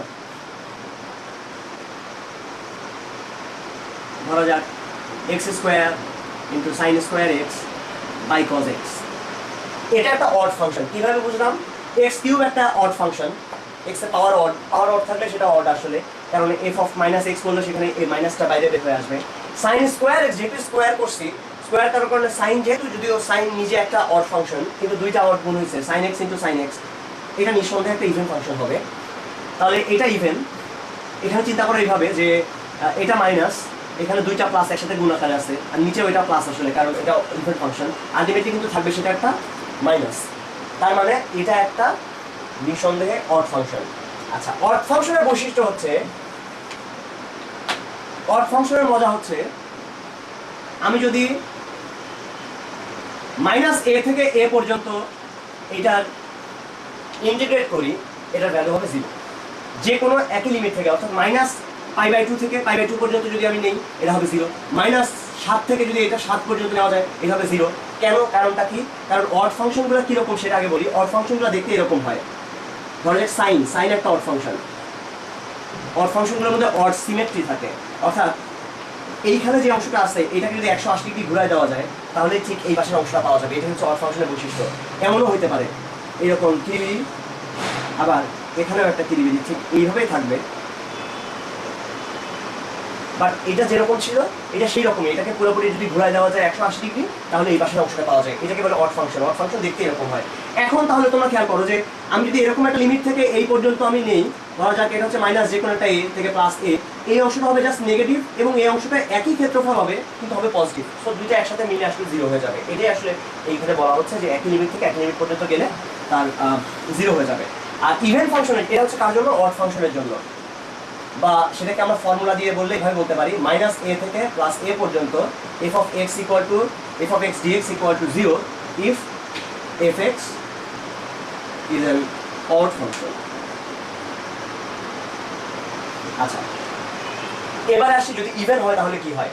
যদি ইভেন ফাংশন হয়, বাংলাতে বলে যুগ্ম ফাংশন, আর ওইটাকে বলে অযুগ্ম ফাংশন।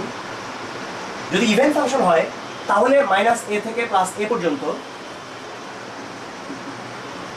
এফ এক্স ডিএক্স এটা হবে 2 ইন্টু 0 থেকে এ পর্যন্ত এফ এক্স ডিএক্স এর সমান। এটা কি বলে সেটাও বলে ফেলি। ইভেন ফাংশনগুলোর ক্ষেত্রে ইভেন সিমেট্রি থাকে, তার মানে সেটা y অক্ষের সাপেক্ষে দুই পাশে প্রতিসম হয়। ইভেন ফাংশনগুলো কিরকম? ধরা যাক cos x দেখতে এইরকম। কেউ যদি এখানে একটা আয়না ধরে, এই পাশে আয়না ধরলে ঠিক এই পাশের অংশটাই পাওয়া যাবে, এখানে যেরকম ছিল এখানে সেই অংশগুলোই পাওয়া যাবে, অর্থাৎ দুই পাশে দেখতে একই রকম হবে। এটাই হচ্ছে ইভেন ফাংশন। যেমন মানুষকে যদি একদম মাঝখান দিয়ে, যদি মানে মানুষের বাহ্যিক ব্যাপারটাকে এই যে এইভাবে এটাকে যদি একদম মাঝখান দিয়ে আমি কেটে ফেলি, তাহলে দেখবো এই পাশে যে অংশটা এই পাশের অংশটা একেবারেই সেম, অর্থাৎ মানুষের ক্ষেত্রে ইভেন সিমেট্রি আছে। তো এখানেও তেমনই একটা ইভেন সিমেট্রি এখানে দেখা যাচ্ছে। ইভেন সিমেট্রি যদি থাকে তাহলে খেয়াল করো, আমি যদি মাইনাস এ থেকে প্লাস এ পর্যন্ত নেই, তাহলে এই অংশটুকুরও যা মান, এই অংশটুকুর মান কিন্তু একেবারে সেম হবে এবং দুটোই পজিটিভ। সো মাইনাস এ থেকে প্লাস এ পর্যন্ত নেওয়া, তার মানে হচ্ছে এই 0 থেকে এ পর্যন্ত নিয়ে তাকে ডাবল করে দিতে হবে, তাহলে তুমি দুটো অংশের পুরো অংশটা ক্ষেত্রফল পেয়ে যাবে। এটা এখানে তাই বলা হচ্ছে, মাইনাস এ থেকে প্লাস এ পর্যন্ত এফ এক্স ডিএক্স, এটা ইকুয়াল টু 2 ইন্টু 0 থেকে এ পর্যন্ত এফ এক্স ডিএক্স। ওকে, আচ্ছা, যাই হোক, এটা নিয়ে আর আমরা কথা না বাড়াই, আমরা এখন চলে যাব টাইপ ভিত্তিক আলোচনাতে। ইনফ্যাক্ট ক্যালকুলাসে অনেকগুলো টাইপ আছে নিঃসন্দেহে, ইন্টিগ্রাল ক্যালকুলাসে ইন্টিগ্রেশন করার জন্য। তো আমরা সবগুলো টাইপ নিয়ে এখানে অত আলোচনা করবো না। এখানে আমাদের লেকচার শিটের মধ্যেও অনেকগুলো, আমাদের কনসেপ্ট বুকের মধ্যে অনেকগুলো টাইপ সম্পর্কে আলোচনা করা হয়েছে, প্রায় 42টা টাইপ। সবগুলো টাইপকে আমরা দেখাবো না, তার কিছু কিছু অংশ নিয়ে এর আগে বলা হয়ে গেছে কথা। তবে এখন আমরা যেটা বলতে চাই সেটা হচ্ছে কয়েকটা অন্তত ইম্পর্টেন্ট টাইপ যেগুলো খুব বেশি দরকার, সেগুলো নিয়ে একটু কথা বলা দরকার। আমরা এই জিনিসটাকে আমি আমার মতো করে একটু সাজিয়ে নিয়েছি। এখানে অনেকগুলো টাইপ তা না বলে দেওয়া আছে, আমি বরং কতগুলো টাইপকে একসাথে করে বলার চেষ্টা করি। যেমন আমি প্রথমে বলবো দ্বিঘাত টাইপ, যেখানে দ্বিঘাত রাশি থাকবে সেগুলো সম্পর্কে। এটা সম্পর্কে জানতে হলে কতগুলো ফর্মুলা আগে থেকেই মাথার মধ্যে রেখে দিতে হবে, যে ফর্মুলাগুলো খুব বেশি নেসেসারি। যেমন যদি এরকম হয় যে 1/x² + a² dx বা a² + x² dx, আমরা এটার ইন্টিগ্রেশনের মানগুলো জানি, এই ভ্যালুগুলো খুব বেশি কাজে লাগবে আমাদের একটু পরে। যদি x square minus a square হয় তখন আমরা জানি 1/2 এ লন, আবার এটা আসলে খুব ইজিলি এই লনের পার্টটা নিয়ে ফেলা যায়। আমরা যদি আংশিক ভগ্নাংশ করে ফেলি তাহলে আসলে এই জিনিসটা পাওয়া যাবে।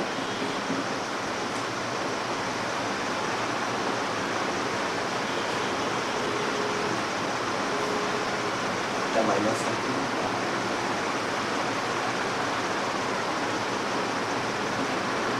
তো বাইরে এটা 1/2 লাগবে, এটাকে ইন্টিগ্রেট করলে পাওয়া যাবে ln x minus a minus 1/2 a ln x plus A.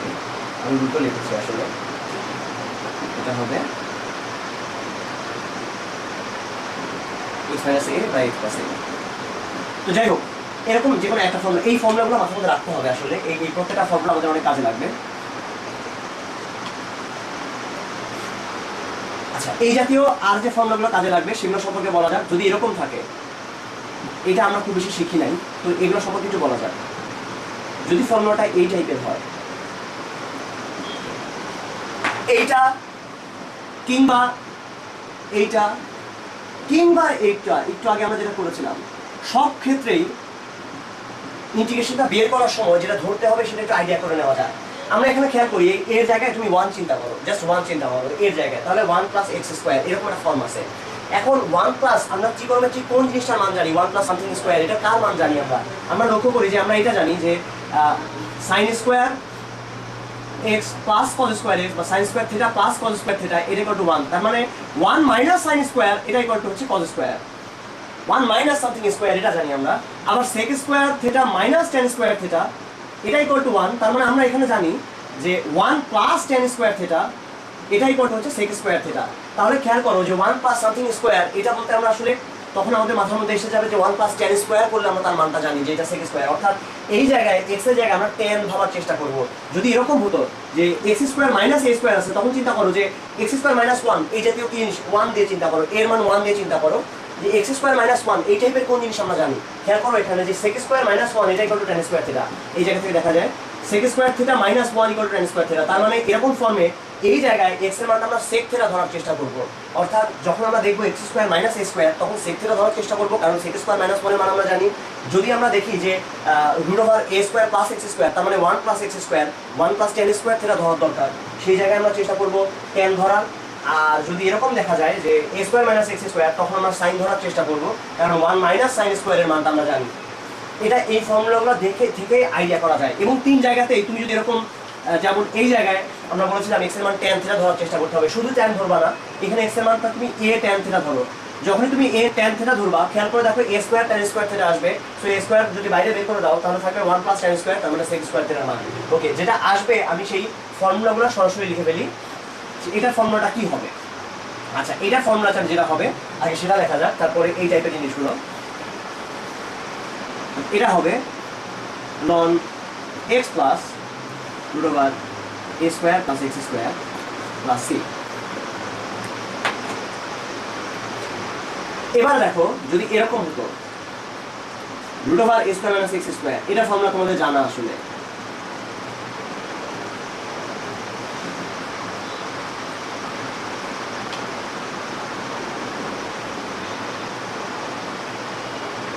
One by root over a square minus x square, এটা হচ্ছে sine inverse x by a plus c।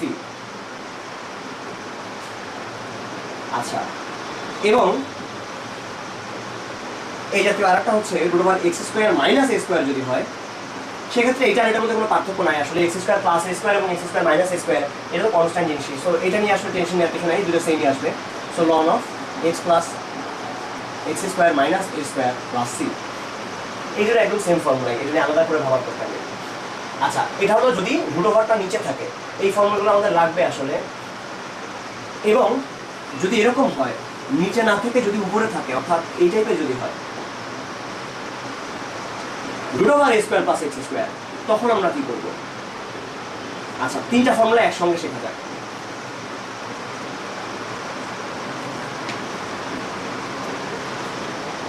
আচ্ছা, এই তিনটা ফর্মুলা কাছাকাছি, এই জন্য 100 শিখছি আমরা। ফার্স্টে থাকবে x/2 ইন্টু যা আছে তাই। এই ফর্মুলাগুলোর একটাই পার্ট, তিনটা পার্ট টোটাল। সরি, প্রথম পার্ট হচ্ছে x/2 ইন্টু যা আছে তাই, x/2 ইন্টু যা আছে তাই, x/2 ইন্টু যা আছে তাই। সেকেন্ড পার্ট হলো এখানে কি চিহ্ন বসবে, তারপরে আরো একটা বড় পার্ট থাকবে। ওকে, কি চিহ্ন বসবে? a স্কয়ারের সামনে যে চিহ্ন আছে সেই চিহ্ন বসবে। a স্কয়ারের সামনে এখানে আছে প্লাস, এখানে মাইনাস, এখানে প্লাস। দেন a²/2 into a²/2 into a²/2 into, এইবার হচ্ছে সবচেয়ে কঠিন অংশ। নিচে থাকলে যা হতো, এটা নিচে থাকলে কিরকম হতো, অর্থাৎ যদি এরকম হতো √a² + x², তখন যে ফর্মুলা হতো সেই পুরো ফর্মুলাটা এখন লিখতে হবে। এটা নিচে থাকলে যা হতো সেটা টোটালটা, এটা হতো ln of x plus √x² minus a square sin inverse x by a। এটা নিচে থাকলে যে ফর্মুলাগুলো আসতো সেটা এখানে, অর্থাৎ তিনটা পার্ট। এখানে প্রথমে হচ্ছে x/2 ইন্টু যা আছে তাই চিহ্ন, তারপরে a²/2 ইন্টু নিচে থাকলে যা হতো। এই হচ্ছে পুরো ফর্মুলাটা। আমি সঙ্গে ফর্মুলাগুলো অনেক বড়, তারপরে ভাগ করে নিয়ে মনে রাখতে সুবিধা হতে পারে। আচ্ছা, সো দ্বিঘাত টাইপের জন্য বেসিক যে জিনিসটা দরকার ছিল সেটা আমরা এখন জেনে ফেলেছি। এবার আমরা যেটা দেখব সেটা হচ্ছে কিভাবে প্রবলেমগুলোকে অ্যাপ্রোচ করতে হয়। ধরা যাক আমার কাছে এরকম একটা প্রবলেম আছে। এখন প্রথমে আমরা যে ধরনের টাইপগুলো নিয়ে চিন্তা করব সেটা হচ্ছে যদি নিচে দ্বিঘাত থাকে, যদি নিচে দ্বিঘাত থাকে। ওকে, নিচে দ্বিঘাত থাকার সেটারও দুইটা কেস হতে পারে। নিচের √r সহ দ্বিঘাত থাকবে, √r ছাড়া দ্বিঘাত থাকবে। ওকে, নিচে দ্বিঘাত, তাহলে প্রথমে এখন আমরা যেটা নিয়ে কাজ করছি সেটা হচ্ছে নিচে দ্বিঘাত √r ছাড়া। যেমন এরকম একটা ফর্ম হতো, সিম্পল একটা অঙ্ক নিয়ে চিন্তা করা যায়। এরকম ফর্মে যদি থাকে, আমাদের প্রথম কাজ হবে এটাকে এমন কোনোভাবে স্কোয়ারিং করার চেষ্টা করা। প্রথম কাজ হবে এটাকে একটা স্কোয়ারের ফর্মে নিয়ে যাওয়ার চেষ্টা করা, যেভাবেই হোক, দুই কমন নিয়ে হোক, যেমনি করে হোক, এটাকে এরকম একটা ফর্মে নিয়ে যেতে হবে। দেন এরপরে যেটা করতে হবে, তারপরে আমরা জানি অনেকগুলো ফর্মুলা আমাদের শেখা আছে। 1/√a² + x², এটার ফর্মুলা কি এটা আমরা জানি, 1/a tan inverse x by a। সেই ফর্মুলাগুলো এরপরে এখান থেকে অ্যাপ্লাই করতে হবে। দ্যাট ইজ এটা আসবে 1/a tan inverse x - 1/a। এমন হতে পারতো যে এখানে যদি এরকম থাকতো -5 বা -8, তখন আমাদের এই জিনিসটা আসতো এরকম। তখন আমরা ব্যবহার করতাম x² - a² এর ফর্মুলাটা। অর্থাৎ আমাদেরকে যে অবস্থায় আছে সেটাকে প্রথম টার্গেট হচ্ছে এরকম একটা ফর্মে নিয়ে যাওয়া। এটা সবসময়ের জন্য সত্যি কথা। এরকম যতগুলো অঙ্ক থাকবে সবগুলো অঙ্কে আমাদের প্রথম কাজ হবে এটাকে a² - b² এরকম আকৃতিতে নিয়ে যাওয়া। এটা ছাড়া আমরা কিছু করতে পারি না। ওকে, এটা হচ্ছে প্রথম কাজ। তাহলে এরপরে আমাদের যে তিনটা ফর্মুলা ছিল সেই ফর্মুলাগুলো দিয়ে আমরা পারবো। দেন নিচে থাকলো, নিচে ওইটাই আছে x² + 2x + 2। উপরে আবার কিছু একটা জিনিস আছে x + 3। এখন কি করা যাবে? এই অবস্থায় আমাদের টার্গেট হচ্ছে নিচেরটাকে ডিফারেন্সিয়েট করলে যা পাওয়া যায় সেটা উপরে বানানোর চেষ্টা করা। নিচেরটাকে ডিফারেন্সিয়েট করলে কত পাওয়া যায়? 2x + 2 পাওয়া যায়। আমরা খেয়াল করি এখানে 2x + 2, এই অংশটা 0 হয়ে যাবে। অর্থাৎ এরকম যদি উপরে কিছু থাকে x + 3, তাহলে নিচেরটাকে ডিফারেন্সিয়েট করলে যা পাওয়া যায় সেটা উপরে বানাতে হবে। কিরকম? তখন আমরা বানাবো এরকম করে। উপরে আমাদের বানাতে হবে 2x + 2। কিভাবে বানাবো? আছে তো x + 3। তাহলে হাফ কমন নিয়ে নেই। হাফ কমন নিয়ে নিলে এখানে আসলে x + 1 হয়েছে। বুঝে দেখো, x + 1, কারণ হাফ দিয়ে গুণ করে দাও, x + 1। সো আরেকটা extra 2 আমার বাকি থাকবে, কারণ ওখানে x + 3 ছিল। নিচে x² + 2x + 2 dx। দেন এখন দুইটা পার্ট করে ফেলো। এটাকে যদি পার্ট করে ফেলা যায় তাহলে এখানে থাকবে 2x + 2 dx by x² + 2x + 2, এই একটা part, plus 2 × 1/x² + 2x + 2 dx। খেয়াল করে দেখো, এই পার্টটা এখন আমরা আসলে জানি, কারণ দেখো নিচেরটা ডিফারেন্সিয়েশন যদি উপরেরটা হয়, হরের ডিফারেন্সিয়েশন যদি উপরেরটা হয়, তাহলে আমরা জানি এর অ্যান্সার হবে ln of নিচেরটা। এটা কেন হয়? নিচেটাকে z ধরলেই বোঝা যাবে। আসলে এটাকে যদি z ধরা যায় তাহলে আমরা খুব ইজিলি বুঝে যাবো dz/z এরকম একটা ফর্ম আসবে। সো ln z আসবে আসলে। প্লাস এই পার্টটা কত হয় সেটা আমরা একটু আগে দেখছি। এটা হচ্ছে 1/a tan inverse x - 1/a। এটা আগের অঙ্কটা, এরপর আগের অঙ্ক। আচ্ছা, তাহলে উপরে যদি এখন x প্লাস 3 থাকে তাহলে কি হয় সেটা আমরা দেখলাম। দেন উপরে যদি এখন এরকম থাকে, নিচেরটা আমরা ঠিকই রাখলাম x square plus 2x plus 2, উপরেরটা এরকম,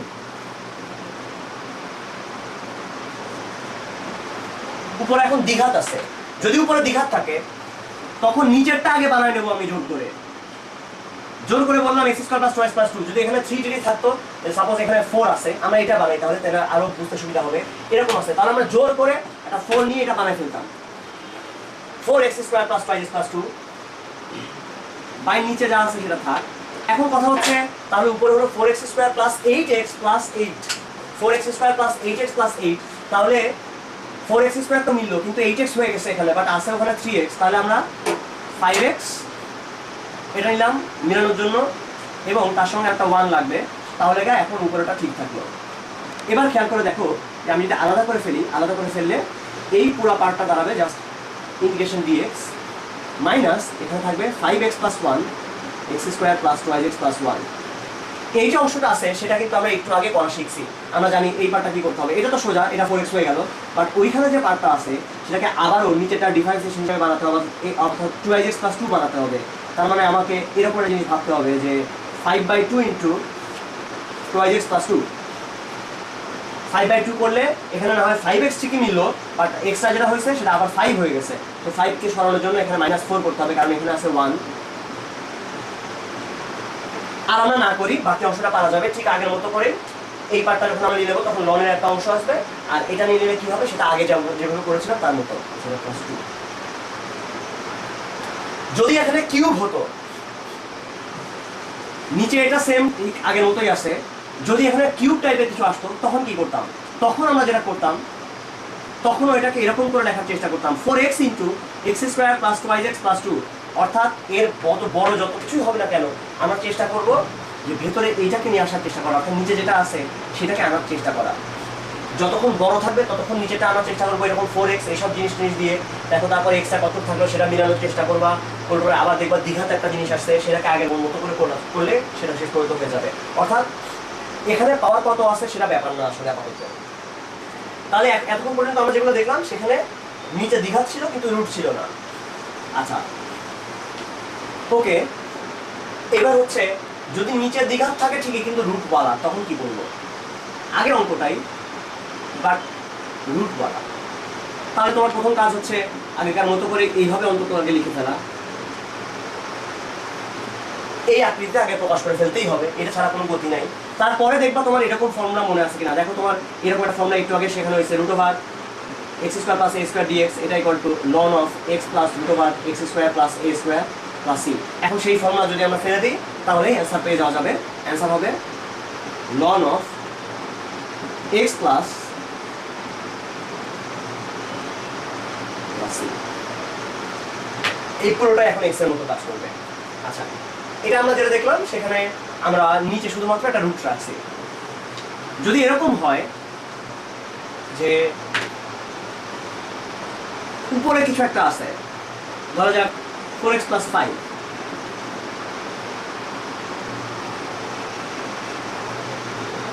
এবারও আইডিয়াটা আগেকার মতো, একটু আগে আমরা যা করছিলাম এখানে এক্স্যাক্টলি একই কাজ করবো। আমরা চেষ্টা করবো এইটার ডিফারেন্সিয়েট হিসাবে উপরে কিছু লেখা যায় কিনা। যেরকম আমরা এখানে এরকম ভাবতে পারি যে আমাদের দরকার x square plus 2x, that means 2x plus 2 দরকার, তাহলে 2x প্লাস 2 বানানোর চেষ্টা করি জোর করে, 2 ইন্টু 2x প্লাস 2, এটা করার পরে আর 1 বাকি থাকে।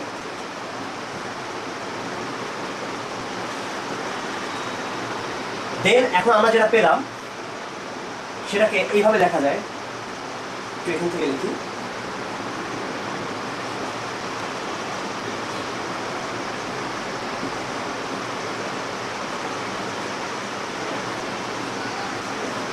1/√x square plus 2x plus 2।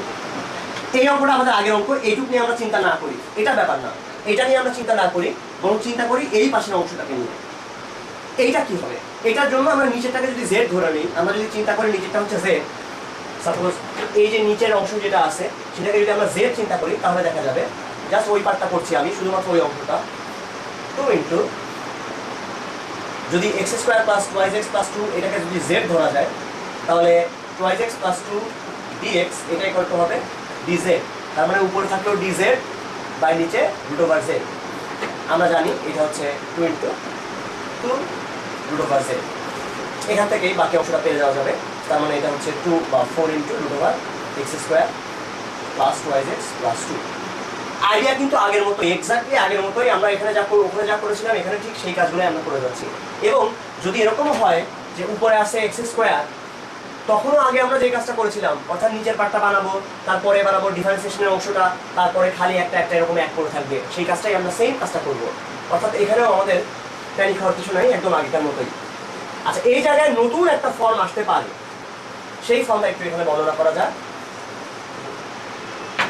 যদি এর ভেতরে মাইনাস কিছু আসতো তাহলে আমাদের মাইনাসের ফর্মুলা জানা ছিল, root over x square minus a square, এরকম হলে কি হয় সেটা আমরা জানি।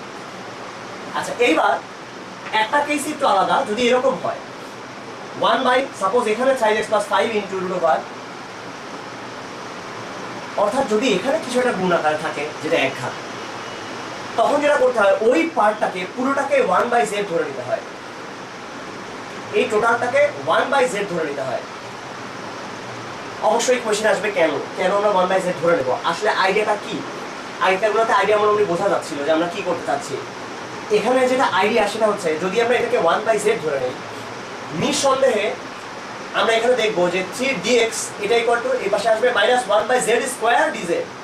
তার মানে dx যেটা, সেটাকে এই পাশে নিয়ে যাই বা 1 বাই 3 বাইরে বের করে দিলাম, 1 বাই 3, এই dx এর মানটা হবে minus 1 by z square dz. That means এখানে একটা মাইনাস 1 বাই জেড স্কোয়ার আসবে। খেয়াল করে দেখো এখানে 1 বাই জেড আসবে একটা, এবং x এর মান তুমি যখন এখান থেকে বসাবা, x এর মান কত? x এর মান হচ্ছে x মানে হচ্ছে 1 বাই, আচ্ছা এখান থেকে বসাই যে 3x equal to 1 by z minus 5, that means 1 minus 5z by z, বা x equal to 1 minus 5z by 3z। x এর এই ভ্যালুটা যখন আমরা এখানে বসাবো, x স্কোয়ারের যে পার্টটা আছে সেখানে যখনই আমরা বসাবো, নিচে এটা একটা স্কোয়ার হয়ে যাবে, অর্থাৎ এটা 9z স্কোয়ার আসবে। প্রত্যেকটা শেষ পর্যন্ত আমি যদি লসাগু করি, নিচে z স্কোয়ার থাকবে এখানে। আর আমি তো রুট করছি, রুট করলে নিচে যে z স্কোয়ার ছিল সেটা শুধু z হয়ে যাবে, কারণ আমি রুট করে দিচ্ছি। তাহলে নিচে সেটা z হয়ে গেল, এই পাশে 1 বাই z ছিল, এই z এর সাথে এই z গুণ হয়ে 1 বাই z স্কোয়ার হলো, উপরেও আছে 1 বাই z স্কোয়ার। এই দুটা পার্ট আর কিছু থাকবে না শেষ পর্যন্ত। এই দুটা পার্ট ভ্যানিশ হয়ে যাওয়ার পরে যেটা আসবে সেই ফর্মটা দাঁড়াবে শুধুমাত্র এরকম, নিচে যার মধ্যে খালি একটা স্কোয়ার টাইপের কোনো একটা বস্তু আছে, z স্কোয়ার প্লাস সামথিং একটা z, something z plus something, এই টাইপের কোনো একটা বস্তু আসবে যেটা আমরা পারি। আমরা এই ফর্ম থেকে কিন্তু সেই অঙ্কটা করতে পারি। অর্থাৎ যদি এরকম টাইপের একটা অঙ্ক থাকে, সেটাকে আমরা জোর করে ওই ফর্মে নিয়ে গেলাম। কীভাবে? এই পার্টটাকে 1 বাই জেড ধরে নিলাম, এই পার্টটাকে 1 বাই জেড ধরলে উপরে মাইনাস 1 বাই জেড স্কোয়ার আসবে। তো এখানে 1 বাই জেড আছে, এখানে 1 বাই জেড স্কোয়ার আছে, আর এই জায়গা থেকে ভিতর থেকে আরেকটা 1 বাই জেড আসবে। আসলে সেই 1 বাই জেড আর 1 বাই জেড গুণ করে 1 বাই জেড স্কোয়ার, উপরে 1 বাই জেড স্কোয়ার, দুইটা চলে গেল, থাকবে শেষ পর্যন্ত এইরকম একটা ফর্ম। এটা হচ্ছে আইডিয়া ওখানকার। যদি এবারে উপরে দ্বিঘাত থাকে তখন কি করব? এরকম যদি দ্বিঘাত থাকে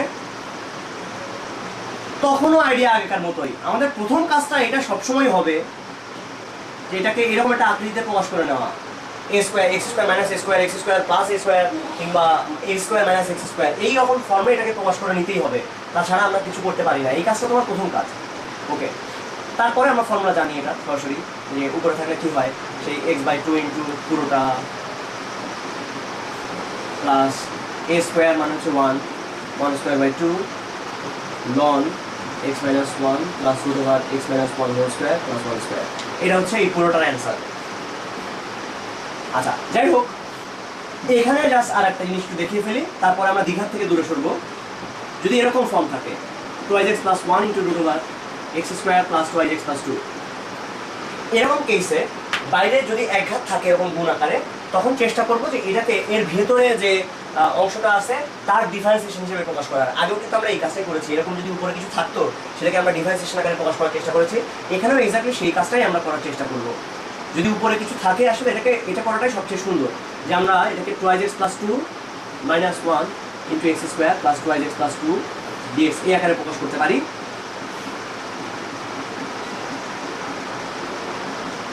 এটা dx minus x square plus 2x plus 2 dx। এই পার্টটা কি হয় সেটা আমরা একটু আগে দেখেছি, একটু আগের অঙ্কটা এটাই ছিল, যে এরকম একটা অঙ্ক আমরা করেছিলাম। এখন যদি এরকম ফর্ম হয় দেন এখান থেকে যেটা করা যাবে খুব সহজে, এইটাকে যদি আমরা জেড ধরে নিই, ধরি x square plus two x plus two equal to z, তাহলে two x plus two dx এটার মান হবে ডিজেড, দ্যাট মিনস এইটুকু হচ্ছে ডিজেড, তাহলে এখানে থাকবে রুট জেড ডিজেড। আমরা এটা করলে কি হয় সেটা জানি, যে x to the power 3/2 by নিচে 3/2 হবে, প্লাস ওই যে বাদ বাকি যে অংশটা আছে বাকি অংশ প্লাস সি, জেড এর মানটা বসিয়ে দিলে ওকে চলে আসবে। আচ্ছা, এই ছিল আমাদের দ্বিঘাত। দ্বিঘাতে আর আমরা আলোচনা করবো না। এখন আমরা দেখি নর্মাল একটা এক ঘাতে যদি এই টাইপের কিছু একটা থাকে, এবার একটা এক ঘাত বা এই জাতীয়, এ পাশেও এক ঘাত ও পাশেও এক ঘাত, এরকম যদি ফর্ম থাকে, তখন বেটার আইডিয়া হচ্ছে এই রুট ওভার শুদ্ধ যে অংশটা আছে ওইটাকে জেড ধরে নেওয়া, কিংবা তার ভিতরটাকে জেড স্কোয়ার ধরা, একই কথা আলটিমেটলি। অর্থাৎ আমি যেটা বলতে চাচ্ছি সেটা হচ্ছে এই পার্টটাকে এইটাকে জেড ধরা, কিংবা এইটাকে জেড স্কোয়ার ধরা। তো এরকম জেড স্কোয়ার ফর্মে ধরাটা সুবিধাজনক। আসলে জেড স্কোয়ার ফর্মে ধরলে দেখতে সুবিধা, করে ওই 1/2 রুট ফর্ম, ওই ফর্মগুলো আসে না, এই কারণে দেখতে সুবিধাজনক। তো এই ফর্মে আমরা ধরে নিই 5dx equal to 2z dz, এরকম একটা ফর্ম পাওয়া যাবে, বা dx এর মানটা দাঁড়াবে 2/5z dz। আচ্ছা, এখান থেকে x এর একটা মান পাওয়া যাবে, এখান থেকে যে x equal to z square minus 4/5, সেটা এখানে বসিয়ে দেবো। 2 into Z square minus 4/5 plus 3, একটা দ্বিঘাত পার্ট আসবে। এবং এখানে খেয়াল করে দেখো যে 5x প্লাস 4 এই অংশ কিন্তু রুট ওভার জেড স্কোয়ার, আর এখানে আমরা দেখেছি যে এটা হলো 2/5z dz। এখানে একটা জেড আছে, এটাও কিন্তু জেড আলটিমেটলি, এই দুটা কেটে গেল, 2/5 তো থাকলোই, বাদ বাকি যে পার্টটা থাকলো সেটার দিকে তোমরা তাকাও। বাদ বাকি যে পার্টটা থাকবে সেটা হচ্ছে উপরে ডিজেড থাকবে, আর নিচে জেড এর একটা দ্বিঘাত থাকবে, মানে জেড স্কোয়ার প্লাস কিছু একটা, এই জাতীয় একটা অংশ থাকবে। এরকম পার্ট যখন থাকে সেটাকে আমরা ইন্টিগ্রেট করতে পারি। আমরা একটু আগে দেখেছি নিচে যদি দ্বিঘাত থাকে সেটাকে প্রথমে যে এ স্কোয়ার প্লাস এক্স স্কোয়ার এরকম একটা ফর্মে নিয়ে যেতে হবে, কিংবা এ স্কোয়ার মাইনাস এক্স স্কোয়ার, কিংবা x square minus a square, ওই ফর্মে নেওয়ার পরে তারপরে অঙ্কগুলো করা যাবে। সো আইডিয়াটা হচ্ছে এটাকে নর্মালি একটা জেড স্কোয়ার কিংবা পুরোটাকে জেড ধরে নেওয়া। আচ্ছা, এবার আসো, যদি আমরা এই টাইপের একটা ফর্ম পাই যে টু দি পাওয়ার 4, আমরা একটু আগে দ্বিঘাতে কাজ করছি, তারপর এক ঘাত, এবারে পাওয়ার 4 নিয়ে আমরা কাজ করবো একটু। ধরা যাক নিচে এখানে এরকম Z to the power 4 plus Z square plus 1 এই জাতীয় কোনো কিছু আছে, তখন আমরা কি করবো? আচ্ছা, এরকম যদি পাওয়ার 4 থাকে, পাওয়ার 4 দিয়ে যদি কিছু করতে হয়, তোমার টার্গেট হচ্ছে উপরে স্কোয়ারের টার্মে নিয়ে আসা। পাওয়ার নিচে যদি পাওয়ার 4 থাকে, উপরে স্কোয়ারের টার্মে নিয়ে আসতে হবে। অর্থাৎ উপরে কখনোই খালি খালি কিছু রাখা যাবে না, যে ওখানে 1 আছে এরকম বা খালি জেড আছে তা না। আমি চাই উপরে জেড স্কোয়ার টাইপের কিছুটা আনতে। উপরে জেড স্কোয়ার টাইপের কিছুটা যদি আমি নিয়ে আসতে পারি তাহলে অঙ্কটা করা যাবে, নয়তো না। আচ্ছা, কি হবে তাহলে সেটা আগে দেখা যাক। আমরা একটা অঙ্ক করি, রুট ওভার 10x। এই অঙ্কটার মধ্যেই আমরা দেখবো যে ওইটা চলে আসবে আলটিমেটলি। এখন যদি আমরা এরকম করে ধরি যে 10x equal to z suppose, বা root 10x equal to z square, তাহলে sec স্কোয়ার x dx এটা হবে 2z dz, বা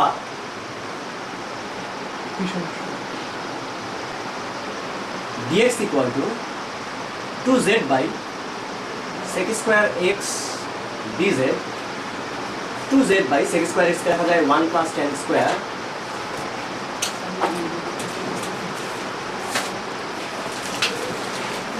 z by 1 plus z to the power 4 dz। এবার দেখা যাক কি দাঁড়ালো। তাহলে রুট ওভার tan x এটার ভ্যালু যেটা সেটা হবে z, কারণ root over z square, root over z square মানে হচ্ছে z। dz এর মান হবে 2z by 1 plus z to the power 4। আমরা একটু আগে বলেছিলাম যে এখানে টু দি পাওয়ার 4 আসতে যাচ্ছে, যেটা পেলাম আমরা 2z square by 1 plus z to the power 4 dz। এখন এই জিনিসটাকে আমরা কি ফর্মে নেই সেটা একটু খেয়াল করো। এটাকে আমরা এরকম ফর্মে নেব,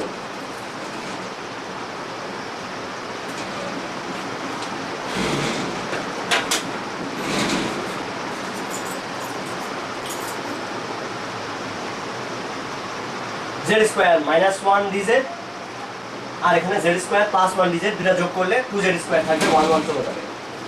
আচ্ছা এইটা কেন নিলাম, ওকে বলছি এটা কেন নিলাম।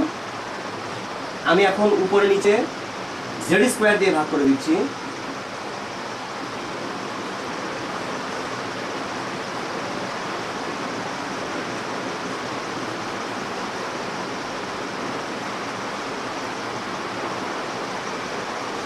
দেন এইবার দুইটা পার্ট আমাদের কাছে আছে, এই পার্টটা আর এই পার্টটা, এদেরকে আমাদেরকে আলাদা করে চিন্তা করতে হবে। খেয়াল করে দেখো যে এই যে integration of one minus z square, তার নিচে আছে z square plus one by z square. আমরা নিচের যে অংশটা সেটাকে এইভাবে চিন্তা করি একটু, এটাকে আমরা এইভাবে ভাঙতেই পারি চাইলে।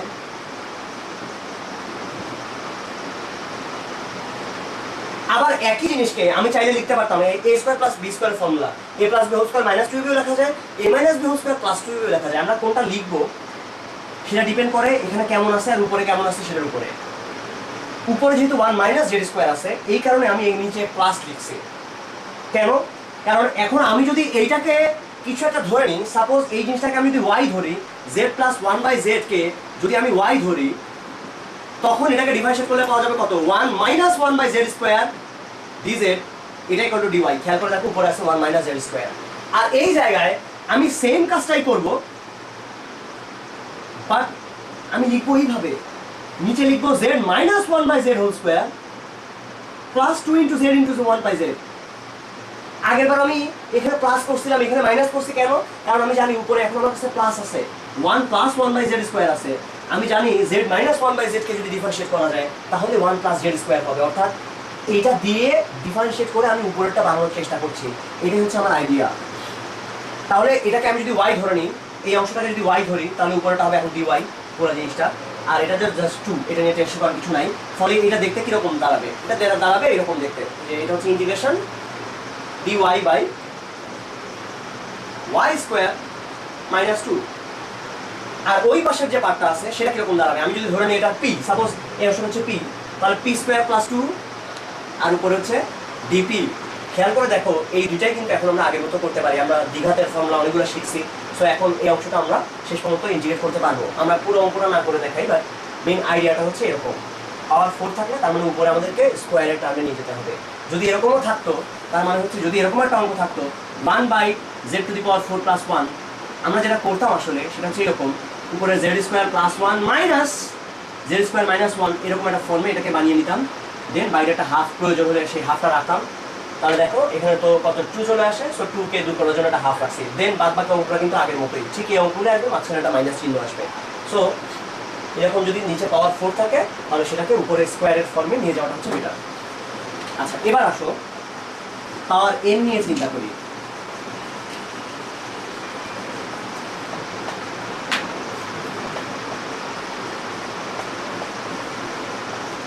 যদি এরকম থাকে যে সাপোজ এখানে থাকলো একটা এক্স টু দি পাওয়ার কিছু একটা, আর নিচে a plus b x to the power n, এরকম কিছু একটা থাকলো। যেমন আমরা একটা উদাহরণ দেখি, এক্স কিউব ডিএক্স বাই, এখানে যা আছে আমরা সেটাই করতে হবে, টু প্লাস ট্রাইজ এক্স হোল স্কোয়ার ডিএক্স। আর এই ফর্মে থাকলে যেটা করতে হয়, জাস্ট নিচেটাকে জেড ধরে নিবা, আর কোনো কিছু নাই। একদম খুব সিম্পলি চিন্তা করবা যে আমি নিচেটাকে যদি জেড ধরে ফেলি তাহলে আমার আসলে কাজ শেষ। এরকম ফর্মে থাকলে আমার টেনশন করার কিছুই নাই, এই অংশটাকে আমি জেড ধরে নেবো। টু প্লাস ট্রাইজ এক্স, এটাকে যদি আমি জেড ধরে নেই তাহলে, সরি ট্রাইজ এক্স, এটাকে যদি জেড ধরে নেই তাহলে পাবো 3dx ইকুয়াল টু ডিজেড, বা dx ইকুয়াল টু 1/3 ডিজেড। এটা একটা ব্যাপার। আর একটা ব্যাপার হচ্ছে এখান থেকে এক্স এর মানটা কিন্তু আমরা বের করে নিতে পারবো, তাই না? এক্স এর মান যেটা দাঁড়াবে সেটা হচ্ছে জেড মাইনাস 2/3। এটা এখন তাহলে এখানে বসায় দাও, এক্স এর যে মানটা সেটা উপরে বসায় দাও, থাকবে জেড মাইনাস 2/3, এটা হোল কিউব, নিচে কিন্তু জেড স্কোয়ার আছে। আলটিমেটলি এটা দিয়ে এটা 1/3 ডিজেড, তাই না? বাইরে একটা 1/3 হবে। উপরে যাই হোক না কেন, ওটা বিস্তার করার পরে জেড স্কোয়ার দিয়ে ভাগ করার পরে যেটা আসবে সেটাকে কিন্তু আমরা ইজিলি সেটাকে হ্যান্ডেল করতে পারবো। দেখো এটা 27, উপরে আসবে z cube minus 3a square b plus 3ab square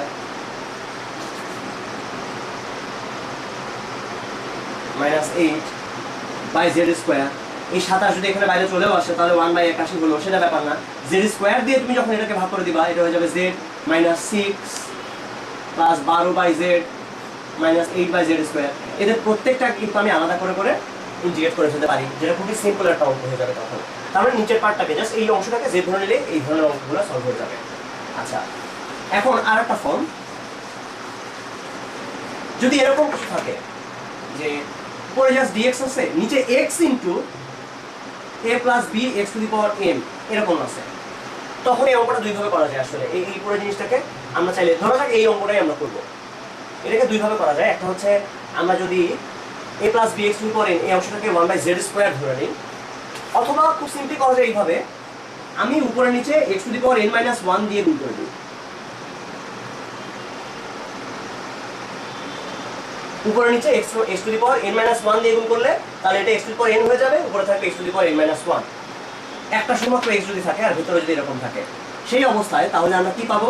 তাহলে আমরা এখন যদি ধরে নিই যে x to the power n equal to z, তাহলে n x to the power n minus 1 এটা dx ইকুয়াল টু হবে dz by x to the power n minus 1 into dx হবে 1/n dz, এবং এটা যে ফর্মে দাঁড়াবে সেটা হচ্ছে 1/n ইন্টু dz আর নিচে z into a plus bz।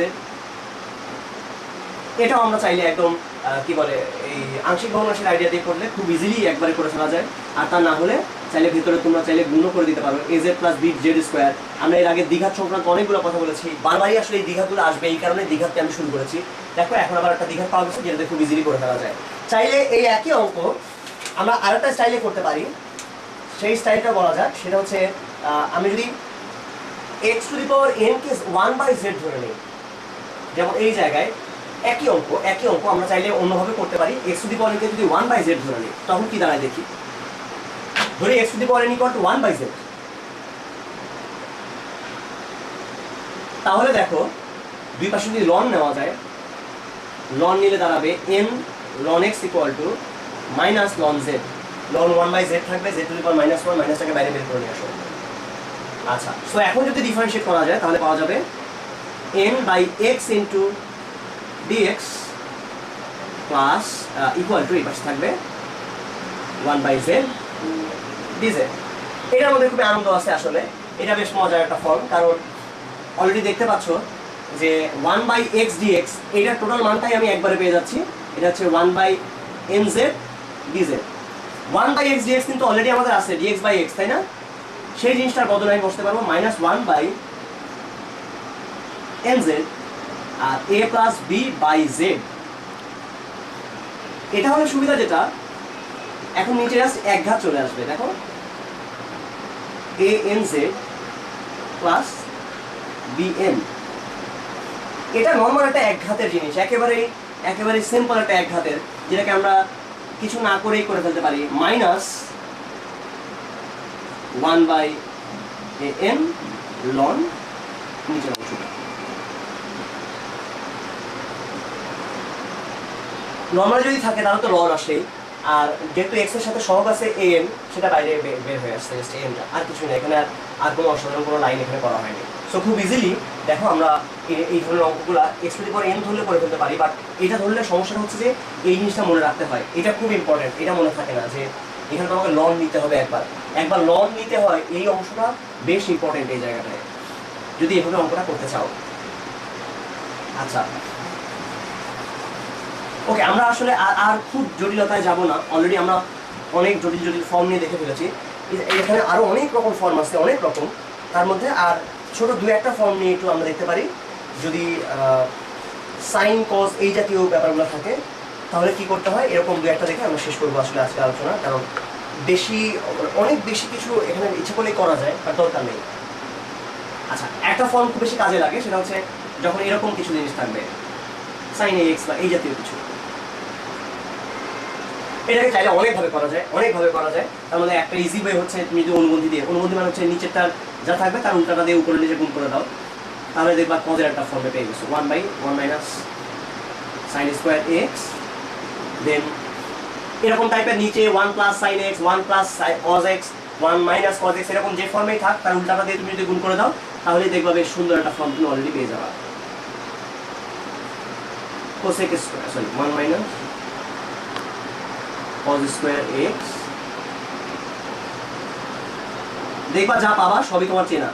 sec square x এটাকে তুমি ইন্টিগ্রেট করতে পারো, sin বাই cos মানে tan into sec, sec x tan x, সবগুলা তুমি চাইলে ইন্টিগ্রেট করে ফেলতে পারো এখন। সো এটার মান আসবে 1 বাই a tan x আর ওখান থেকে 1 by a sec x plus c।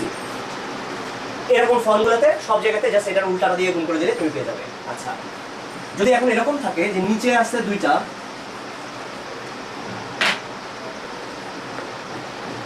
2 sin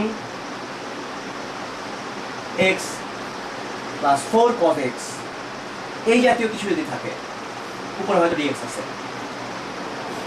তখন একটা ওয়ে হচ্ছে যে তুমি যদি tan ইউজ করতে পারো, তুমি চাইলেই এই ফর্মুলাটা ব্যবহার করতে পারো। আমরা জানি যে sin x ইকুয়াল টু বা sin twice x equal to twice tan x by 1 plus tan square x, এটা হচ্ছে sin twice x এর মান।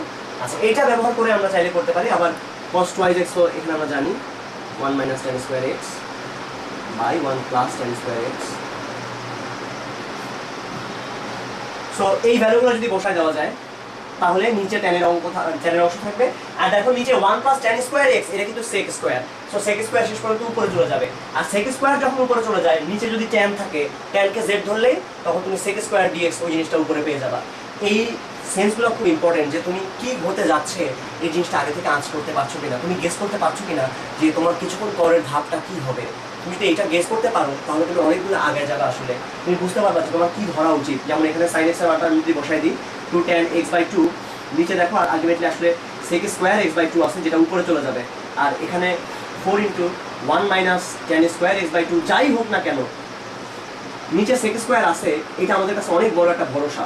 আমি যখন উপরেটাকে তুলে দেবো, তুলে দিলেই আমার সামনে তখন নিচে জাস্ট tan পড়ে থাকবে, যে tanটাকে আমি z ধরলেই দ্বিঘাত রাশি পেয়ে যাবো নিচে। আর দ্বিঘাত পেলে তো কথাই নেই, আমরা আগে এই জন্য বারবার দেখেছি যে দ্বিঘাতটা কত ইম্পর্টেন্ট একটা জিনিস।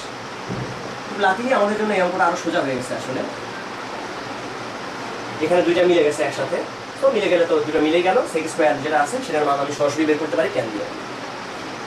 আচ্ছা, আর আরেকটা ফর্ম জাস্ট একটু বলতে পারি যে যদি উপরেও sin tan এরকম কিছু থাকে, sin cos থাকে, নিচেও sin cos থাকে, ধরা যাক উপরে আছে এরকম 4 sin x plus 3 cos x, আর নিচে আছে 7 sin x plus 9 cos x। এরকম যদি কোনো ফর্ম থাকে তখন তোমার টার্গেট যেটা হবে সেটা হচ্ছে উপরে নিচেরটার গুণিতক প্লাস নিচেরটা ডিফারেন্সিয়েশনের গুণিতক বানানোর চেষ্টা করা। মানে কি, এটার কোন একটা গুণিতক প্লাস এটাকে ডিফারেন্সিয়েট করলে যেটা হয়, অর্থাৎ 7 cos x minus 9 sin x, এটার ডিফারেন্সিয়েট, এই দুইটা মিলে যেন উপরেরটা বানানো যায় এরকম টাইপের কোনো একটা জিনিস বানানোর চেষ্টা করতে হবে।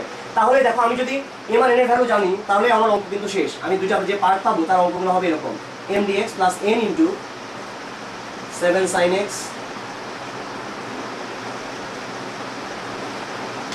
খেয়াল করে দেখো নিচে ডিফারেন্সিয়েশন উপরটা পাওয়া গেছে, সো এটা হয়ে যাবে mx আর ওটা হয়ে যাবে n ইন্টু ln অফ নিচেরটা। আমাদের সমস্ত অঙ্কে খালি একটা জিনিসই বাকি আছে, সেটা হচ্ছে mk আর mk। এটা নিয়ে টেনশন নেওয়ার কিছু নাই। দেখো sin x এর সহগ কি কি আছে, এখানে sin x এর সহগ আছে 7m, তার সঙ্গে ওখানে আছে মাইনাস 9m, এটাই হচ্ছে নিঃসন্দেহে 4 এর সমান।